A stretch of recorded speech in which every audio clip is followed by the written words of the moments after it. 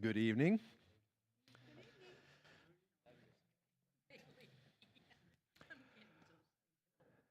February. Our business for this month is Rossi's, and we are repeating businesses, just so you know. It takes kind of more than a year to get through them all, but we're trying to stay also in a local area, so eventually you run out of places. We don't need to be sending people too far necessarily, but there we go. Rossi's, a little Italian restaurant.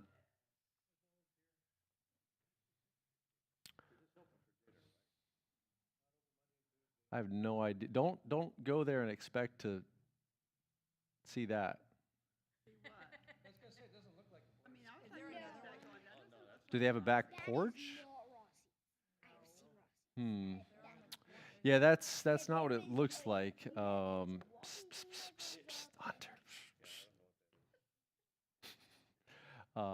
Yeah, so that's not what it's going to look like. The food on the plate might be if you order that particular dish, but really good Italian place. You can go there, not just open for dinner. They're open, I think, like 1 o'clock or something like that. Yes, yes. Everybody, no, don't worry. You'll find it if you go. Just it's down 54, right at Seven Springs and 54. McDonald's is right there. It's right behind McDonald's, so you pass up all of the really good food to get to. No. Pass up the heart attack and get back there and get some good food. But no, it's Rossi's. That's our business for this month. Take one of those cards that's at the Welcome Center. I think they're at the entrances as well. But take one of those cards and let them know. Leave that with your server. Let them know that we're just trying to encourage and support them throughout this month. Awana, Ladies Fellowship, kind of our regular things going on there. We are going to begin tonight. We're going to begin a new study. We're going to, I don't want to get. Oh, sure. Mhm.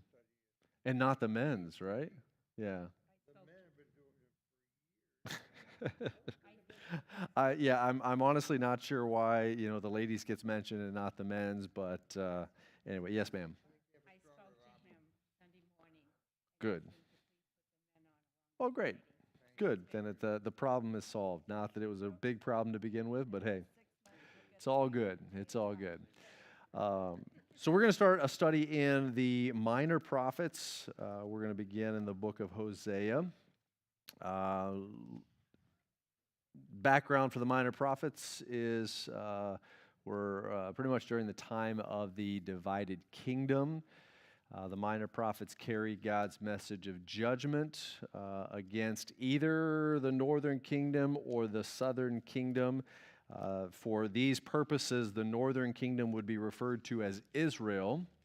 Southern kingdom would be referred to as Judah. So anytime we're talking about events or things in that time period where the kingdom is divided, the north and the south, we do need to be specific in making sure we use those terms, Judah and Israel being the northern kingdom. Each of these prophets, some to the north, some to the south, some to both, some to nobody. It seems like at least they maybe don't actually go to these places, but God still sends a prophetic message. One of the big things to remember as we see the minor prophets is, and it's in really all prophecy when we talk about judgment that is to come, included with that is always a promise of restoration or salvation. And while for this example, Hosea is pronouncing judgment on the northern kingdom of Israel, there won't be a restoration for that specific kingdom and those specific people. However, the promise of restoration still fills the book of Hosea. So God brings, even with that message of judgment, there's always the message of hope that goes along with that. So those are some of the things that we'll see. Looking at Hosea, I want to give you just some basic things. Tonight we're going to talk about the powerful picture with a future promise. Okay, the powerful picture with a future promise. I want to hit some basics with Hosea. Hosea's name means salvation. Each of the minor prophets has a name that is fitting, something that just we don't think as much about these days when it comes to naming children. The names, it's more like, which one do we like as opposed to what does it necessarily mean. And I know there's exceptions to that, of course. But some of the names that are given to children these days, you have to know for certain it's not about the meaning of the name. It's just because I want a weird name for my kid.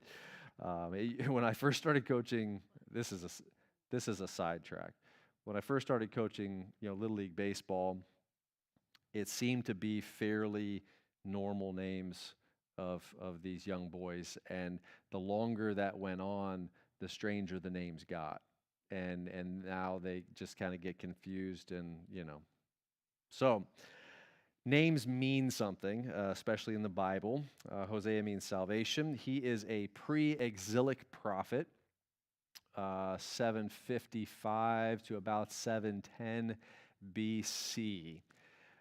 Pre-exilic meaning, in the history, the timeline, I'm going to give you a short overview. United Kingdom under King Saul. United under King David. United under King Solomon. After Solomon, the kingdom divides. You now have the northern kingdom and you have the southern kingdom. The northern kingdom of the northern kingdom of Israel is destroyed by the Assyrians about 722 BC. The southern kingdom is carried off into captivity or exile in 586 approximately. So Hosea is prior to that exile. Okay, so he's actually before the destruction of the northern kingdom as well, giving warnings about the destruction that is to come for them. The last prophet to Israel, the northern kingdom, before her fall to Assyria. So these are not also, the minor prophets are not necessarily in chronological order as well. But he prophesied at a time of physical prosperity, yet spiritual bankruptcy in Israel. Okay, physical prosperity, but spiritual bankruptcy. That prosperity obviously didn't last much longer, but it is the problem with the physical prosperity is basically the comfort that the people felt, because we have a lot of stuff. We must be fine, and so we don't have to worry, and they'll even get to that point where they say, hey, we're God's people, we don't have to worry, right? I mean, we're the children of Abraham, we're the children of God. Marriage between Hosea and Gomer, mixing everything together tonight, huh? Visually illustrates God's relationship with his people. That's really what we'll look at tonight mainly. Hosea demonstrates God's unfailing covenant love. Okay? Lots of great pictures here.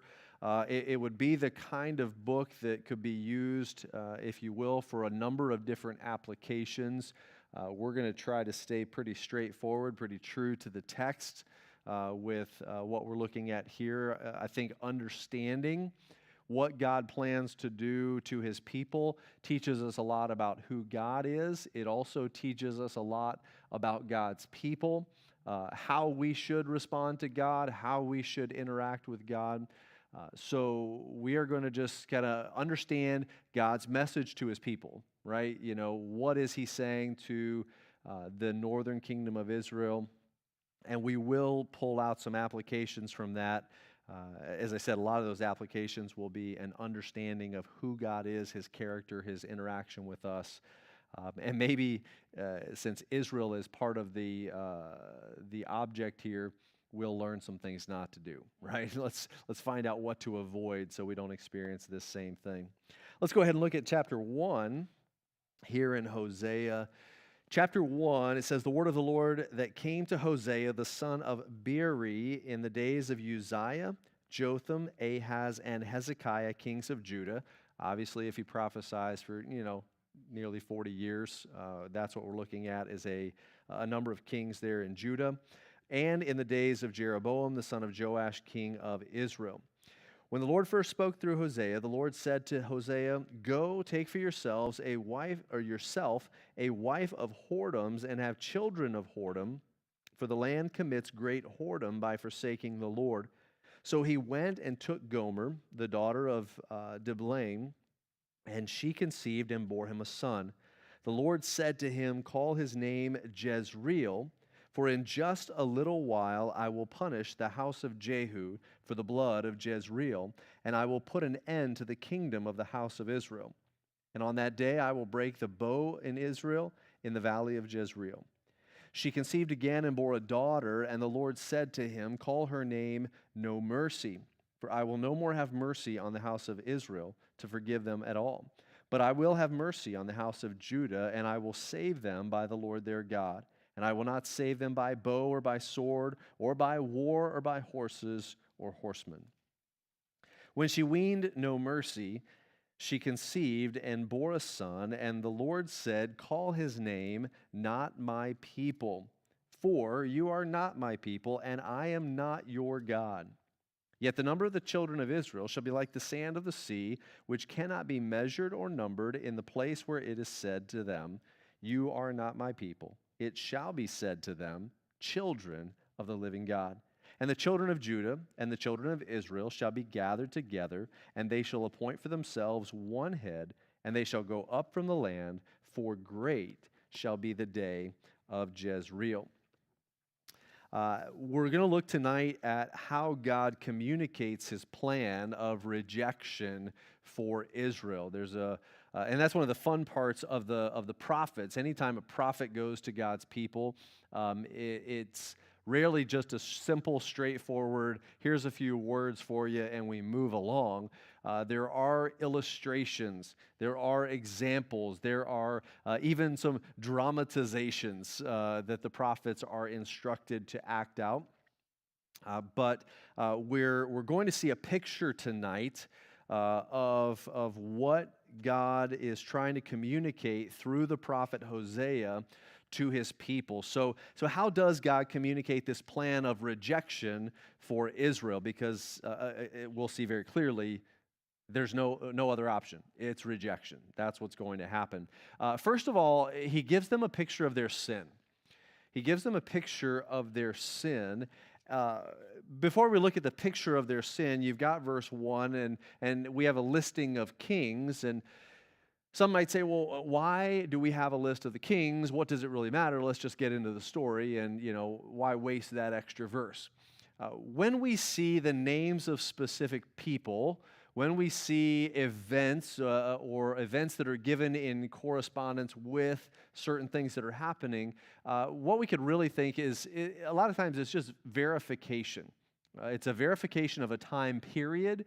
It's a verification, some people, and this is something that we always seem to have to deal with the Scripture, every biblical event or account, especially Old Testament, it seems that somebody comes along and says, well, this didn't really happen. It's just a picture of, right?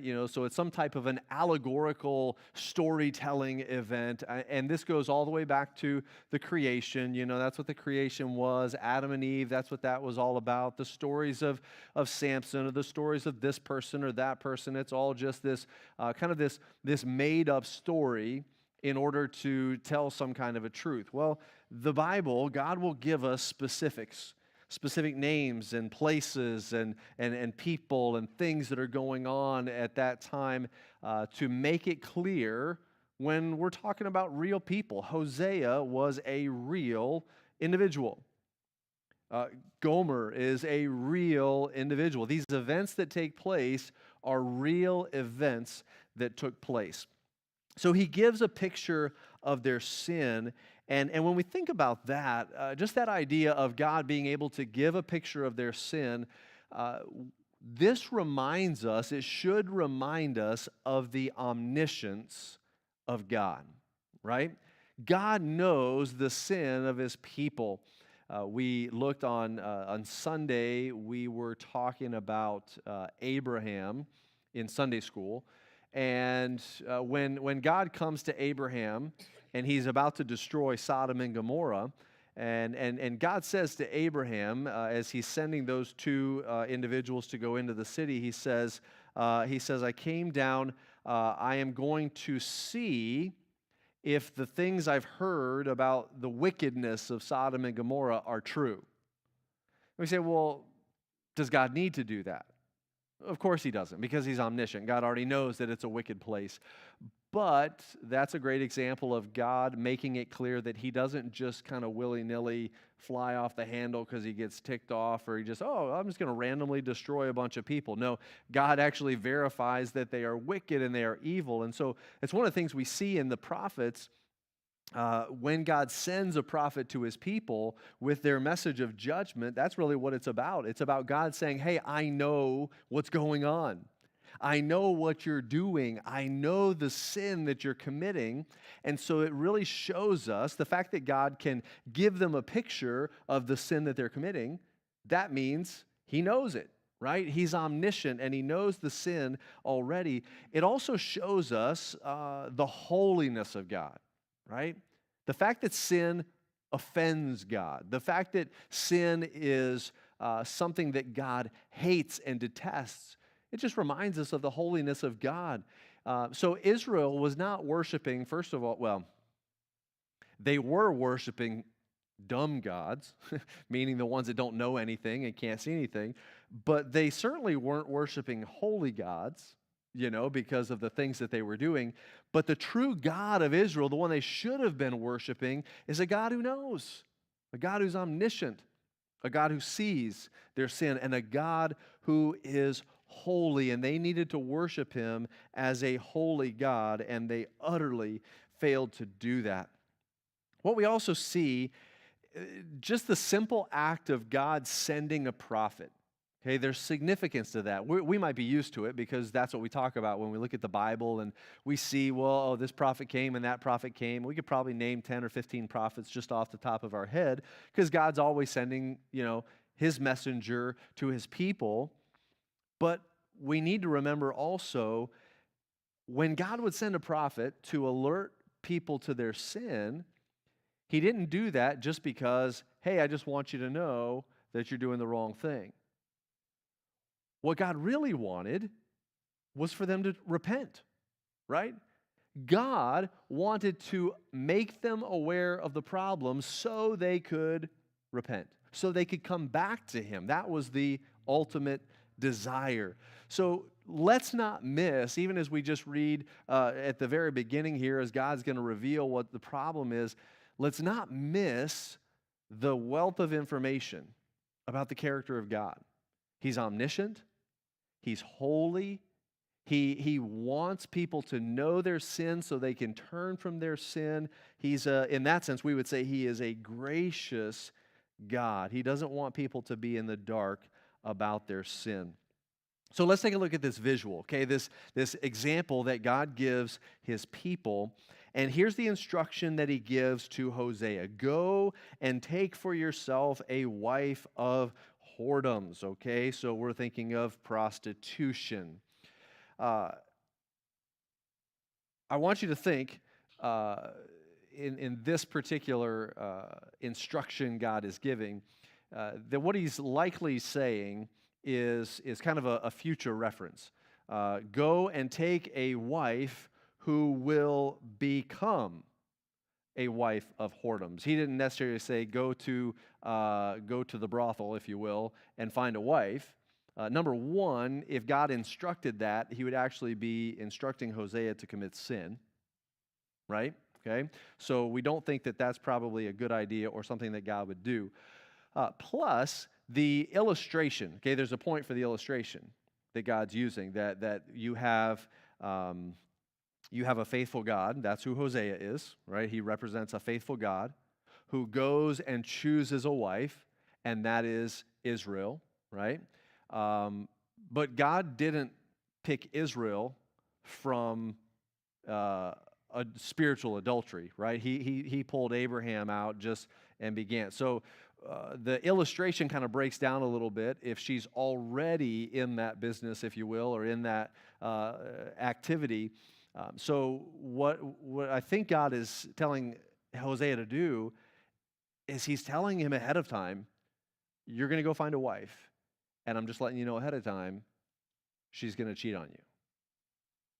And that shows the obedience of Hosea, the willingness to do that. I mean, I think most people, if they were told and they knew for certain prior to getting married to someone, hey, this person is going to cheat on you, I would hope people would think twice, right? And I'm not saying that God doesn't restore those relationships, and those things are all under God's control and the grace of God that He gives in some of those situations. But the reality is he's told to go marry someone who ultimately is going to commit adultery against him, who's going to sin against him in that way. He says, marry someone who will be unfaithful in your marriage. As I said, Hosea represents God in this picture that's being given. Gomer, this wife is, I don't know, maybe that was the problem to begin with. Never mind. Gomer, I mean, of course, we could probably, some of you only think of Andy Griffith and Gomer. That makes it even worse. But anyway, God, so as Hosea represents God, Hosea chooses a wife, God chooses Israel. And of course, the goal in marriage is faithfulness, right? Fidelity. And that's what ought to be the case. But Israel, just like Gomer is going to choose to be unfaithful, Israel is going to choose to be unfaithful to God. And so this is a way that God can vividly show that sin of His people. The other great part of this illustration, the farther we go through it, is that in spite of Israel's unfaithfulness, Gomer's unfaithfulness, God remains faithful, right? This isn't God's problem, right? We don't have a problem here where, God is abandoning Israel at any point. He never does that. I'm talking about the northern kingdom. God doesn't abandon Israel. Yes, He's going to judge them. There's going to be consequences for their rebellion and for their wickedness, but God is never unfaithful to His people. And that's what's being illustrated here as well. In our culture, unfortunately, infidelity is taken very lightly. People, and I understand that that's different in certain cultures. I think within the church, maybe we might take it more seriously. I would hope that in Bible believing and Bible preaching churches that we would take that more seriously. But there are certain parts of our culture that, to be honest, adultery, infidelity is almost expected or just the norm for how people do things in certain ways of life. And so our culture just doesn't understand or take seriously. I think we can see just some of the laws that have been made regarding marriage. Our culture doesn't have a great deal of, if you will, respect for the institution of marriage as God has given it to us. However, God, on the other hand, highly values the institution of marriage and makes that abundantly clear over and over and over again. And I think this is one of the great examples of that because God describes His relationship with His people. It's not that traditional, I'm your God, bow down and worship me. It's, we have a relationship here. And when you go after other gods, you're cheating on me, right? It's that spiritual adultery. And so in using that as the illustration, adultery as the illustration or the word that He uses, God is elevating the importance of fidelity in marriage and making it a really big deal for His people. So God uses this picture because it really shows best what his people are doing. Again, God chose his people. He says, I'm going to be your God. You will be my people. And in that sense, relationship happened, right? God initiated that relationship. God brought them into relationship with him. And as an unfaithful spouse, they said, I want to go see what it's like over here with this God. I want to see what it's like over there with that God.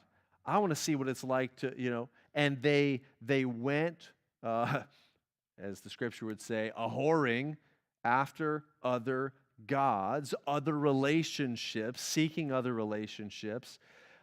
In the meantime,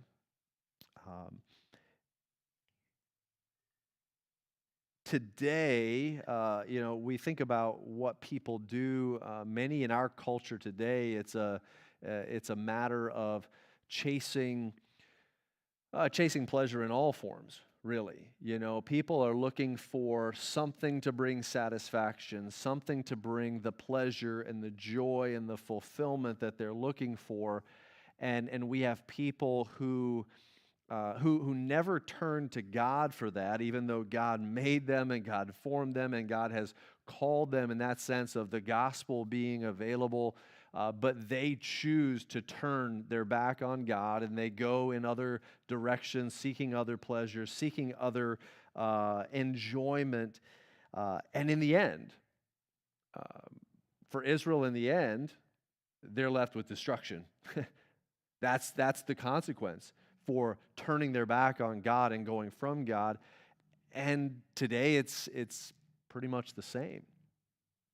Maybe in cases not destruction in this life, okay? Not every person who turns their back on God, if you will, ruins their life or has their life ruined. But the eternal consequence of cheating on God, if you will. The eternal consequence of looking for all sorts of other loves and pleasures and following those other lusts rather than turning to the one true God, the God who made you, the God who formed you, the God who called you, the God who offers salvation to all people. The end is destruction. In the same way, the end is destruction. We, as the children of God today, we are called into covenant relationship, right? I mean, that's the relationship that we have with God. Jesus continued that illustration, right? That the church is the bride of Christ. So again, God likes this illustration, number one, and it's important to him that we are the bride of Christ and we've entered into that covenant relationship.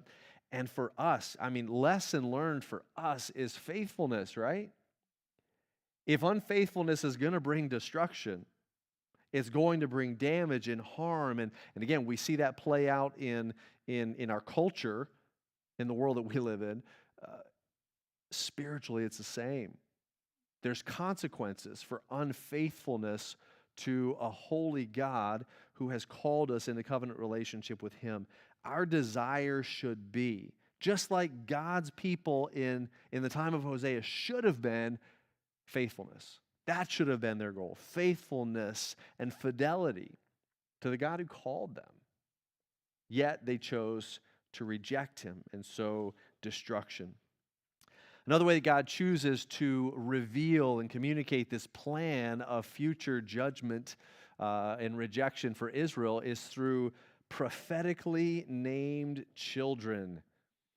Prophetically named children.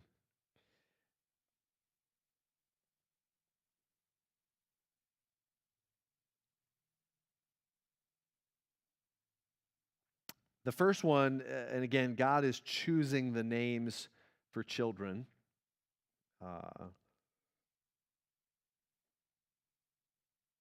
It might be a good thing. We might think, yeah, it'd be cool if God, when my child was about to be born, if God named them and then, that name had the significance for the future. That's good if you get a good name. Not so good if you don't get a good name, but anyway. Jezreel. Okay, Jezreel is the name of the first child. Jezreel means dispersion or to scatter, and you might get the illustration in your mind of scattering seeds. Okay, to sow seeds, you would just kind of throw them out and you would scatter them. Jezreel is actually also the royal city of King Ahab and many of the kings of the northern kingdom. It is the place where, now what's mentioned here is a guy by the name of Jehu. I will punish the house of Jehu. Jehu is, this is the type of biblical accounts where if people say the Bible is boring, you say, I got one for you. You want to talk about action and drama. And it's pretty incredible stuff as you read it. But Jehu, this is where the city of Jezreel is where Jehu basically slaughters the entire family of Ahab. Now, that was part of the judgment of God. Okay, that because Ahab was a wicked king. Ahab's wife Jezebel, maybe the most wicked person on the face of the planet ever. She was a horrible person. But what God is doing is because of the wickedness of Ahab and his descendants, God has pronounced judgment on them. And so Jehu is the instrument of God's judgment. When Elijah goes to pout, boo-hoo, woe is me, nobody likes me, I'm the only person who, cares about God's name. And God says, look, I've got 7,000 that haven't bowed to Baal. You're not the only one. Quit pouting, get up, I got some work for you to do. Well, one of those jobs was to go and find Jehu, right? And to set Jehu essentially on his way. And Jehu is the one who's responsible for dethroning Ahab. As he's at the palace, he says to the servant who is up in the, Jezebel's up in an upper chamber and looking out the window, and Jehu says to a servant, push her out the window. They do. She splats on the ground, and because that's not enough, Jehu runs over her with his chariot, because if once is good, twice must be better. He comes back for a second run, and, again, this is judgment on wicked people. But the entire house of Ahab, because his lineage and his line is supposed to come to an end because of his wickedness, here's the problem. Again, punishment is being pronounced on the house of Jehu. Once Jehu becomes king, he doesn't stop worshiping idols. It continues. And that's just the rule of thumb. If you ever are wondering, were there any good kings in the northern kingdom of Israel? No. That's the answer. A few in the southern, and that doesn't mean that the south is better than the north. Different countries, right? Yeah, anyway. But God is going to bring judgment. So he's going to scatter. He's going to disperse this nation. He's going to punish it for the sin of Jehu as well. Look what he says there. I will put an end to the kingdom of the house of Israel. God says he's going to put an end. Guess what? He's going to put an end to it. The second child that is born, if you have a different translation, if you got the King James, for example, you have a name, Lo-ruhamah. Okay? And if you look up the name Lo-ruhamah, guess what you find? Oh, no mercy. Okay. They just saved you the time on that. No mercy. In other words, there will be no more mercy on Israel. What does that tell us? If God says, I will no longer have mercy on you, that means that God has been showing them mercy.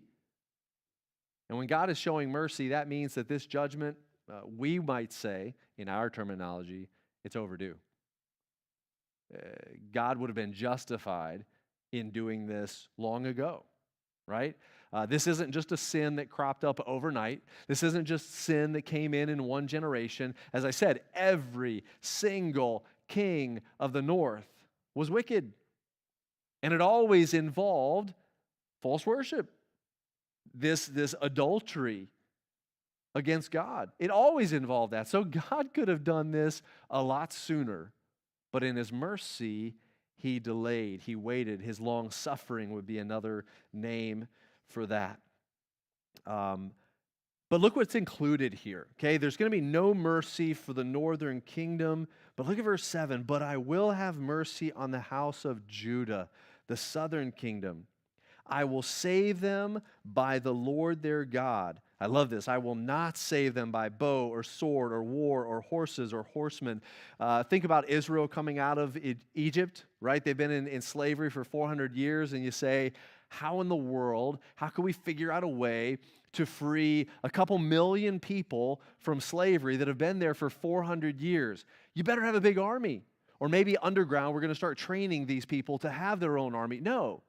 God can do that without any Israelite ever lifting a sword, right? And he does. And so here he says, I'm going to do the same thing. I'm going to protect Judah, the house of Judah, in the same way. No sword, no war, no horses, no fighting. And what happens, and this is just kind of this is a bonus story, when the Assyrians destroy the northern kingdom, they continue on their conquest and they flow down into the southern kingdom. If you read through the book of Isaiah, there's illustrations given of a snake that is coming down or of a rope that is being lowered that's coming through and causing destruction. And in the days of Hezekiah, king in Judah, the Assyrians come to the doorstep of Jerusalem. And the Assyrians encamp around the city of Jerusalem. Hezekiah panics, but he actually decides to call on the name of the Lord. Good choice.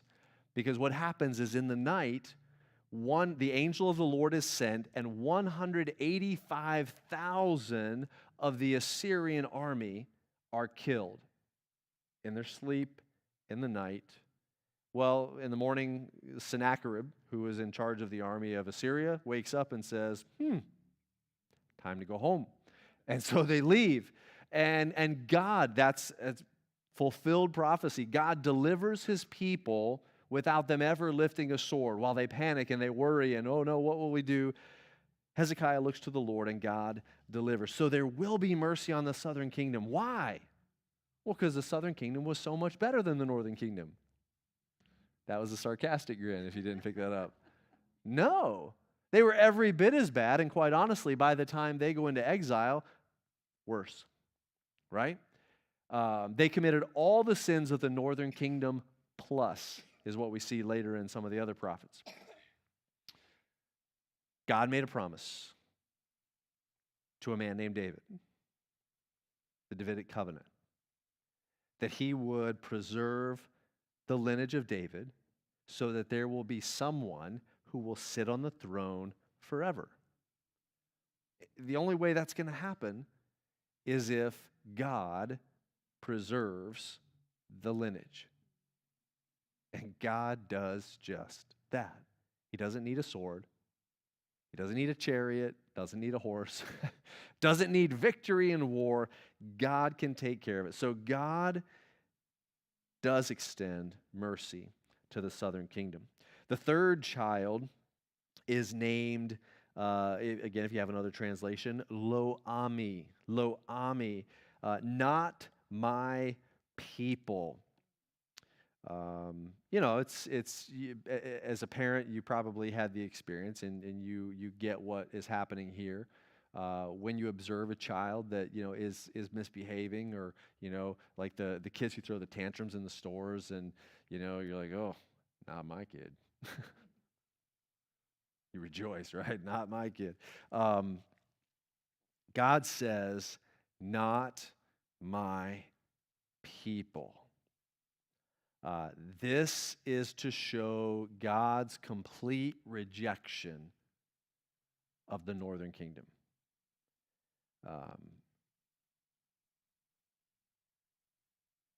The fact that it's a son, some say, this is Lo-Ami was a male child.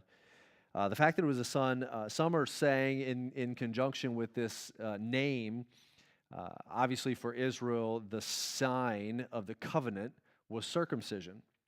And so the fact that you have a male child who is born to a Jew, and God says, not my children. That's your name. Again, this is why you don't want these names. Uh, that is God, again, symbolically rejecting even that symbol of circumcision that's being used, probably still being used in that culture and that time. One of the things that Israel did is they kind of got into, while they went after these other gods, they held on to some of the other God stuff, right? They held on to some of the traditional God stuff, and there might be some observance of feast days or certain holy days, and there would be rituals and things they would go through, but circumcision would be one of them, one of the things that they would probably do. But when we talk about circumcision, that was kind of a conditional thing. It wasn't the end all. What we see again in the prophets and in the minor prophets, it's even said it's not the circumcision. It's not circumcision that God is looking for, or just the sacrificial acts that God is looking for. God is looking for obedience, right? He's looking for worship from the heart, and that's the problem. Is the outward ritual was not. It wasn't enough to overcome the lack of relationship with God in the heart. These people didn't care one bit about that relationship with God. Being born a Jew, in other words, did not guarantee that you were God's people. You might be a part of that nationality or the ethnicity, but faithfulness to worship God alone and obedience were the things that God was looking for. Again, that's going to be a theme through the minor prophets. That's what God was looking for. So God used these prophetically named children to give the northern kingdom the understanding that they were going to be rejected. Last thing we see here is that God gave a promise of gracious restoration. In all of this, God gave a promise of gracious restoration.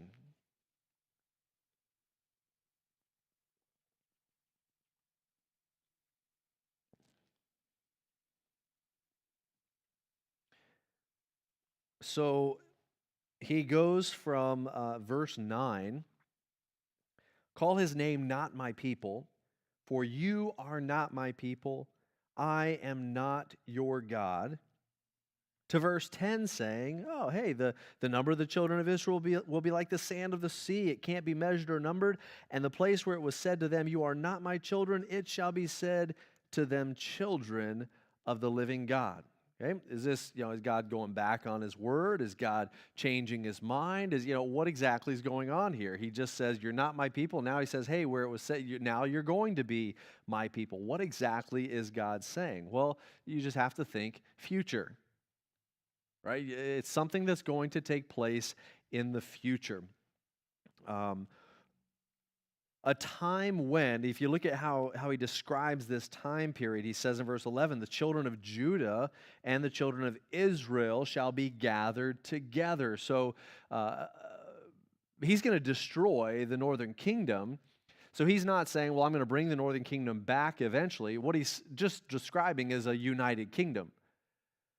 Right now, there's the northern kingdom and there's the southern kingdom.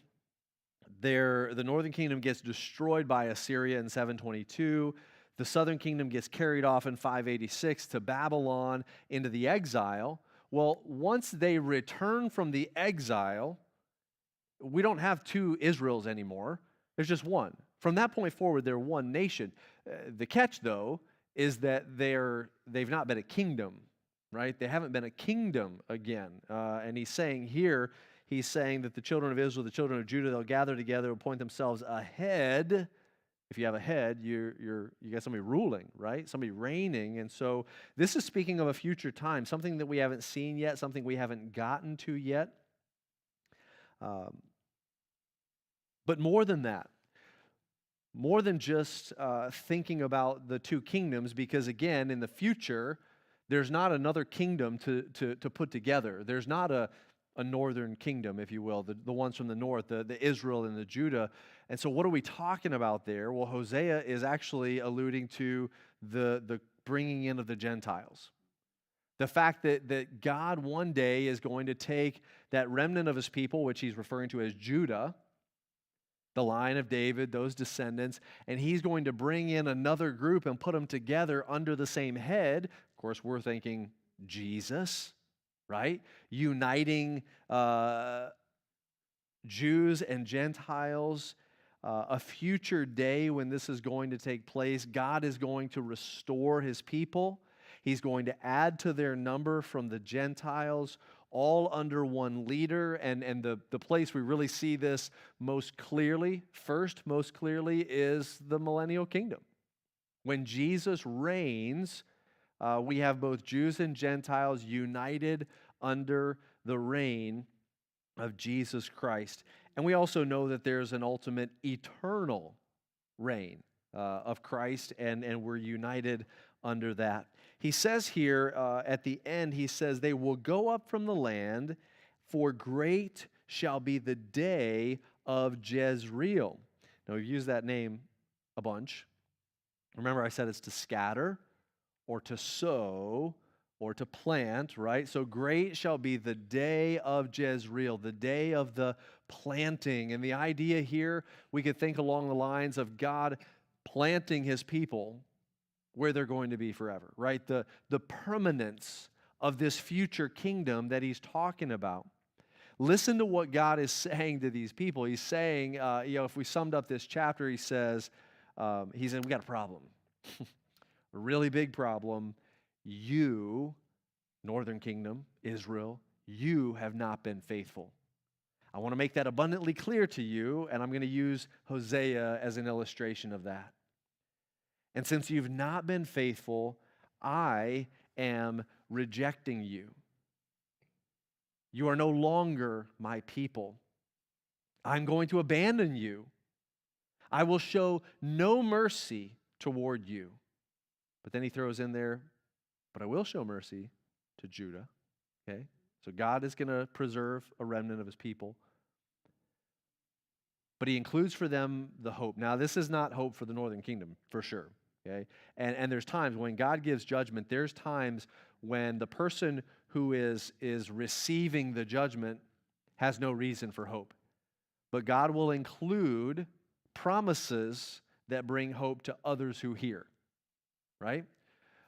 And so the promises to the southern kingdom that there will be this day of restoration. They have something to hope for. They have something to look forward to, a day of restoration where God will bring both Jews and Gentiles together under one head, which we understand to be Jesus, our Messiah, and they have that future hope to be restored in that relationship.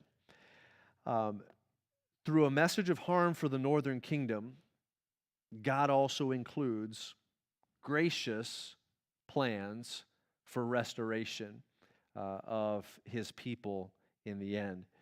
What we see, God has communicated a future plan that involves both Jews and Gentiles. So here, God is saying to those people, I have a plan in the future, but even today, we understand and we know, because God has said, he has a future plan for both Jews and Gentiles, right? That's kind of what we're waiting to play out.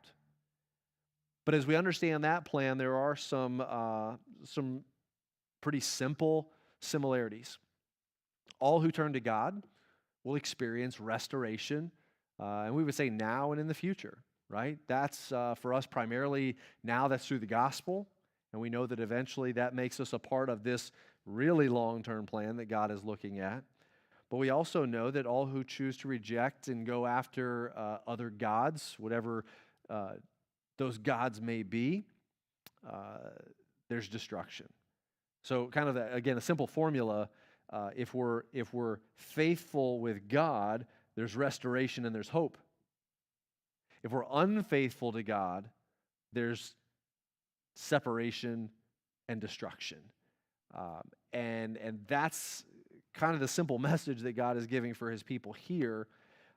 But for us, again, we understand that gives us who have chosen to be faithful to God, trying to be faithful to God, but it gives us that hope, the eternal hope that goes along with fidelity, if you will, faithfulness to God. Questions, comments, thoughts? Not arguing whether or not she was a prostitute. Sure. But why would it be sinful for him? Because she was already, if we want to talk about like the adultery or, like I said, just the unfaithfulness to multiple partners. So.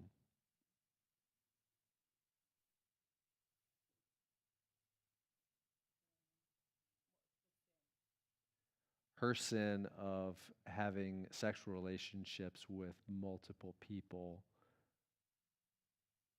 Why would he?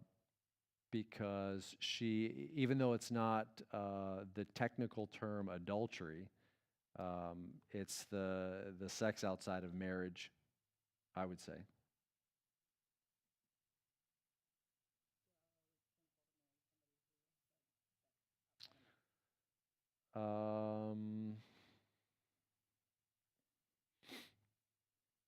I see where you're going.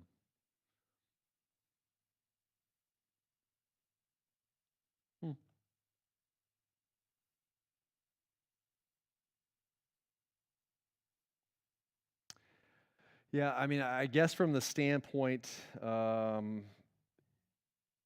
they would have been, according to Jewish law, they would have been unclean.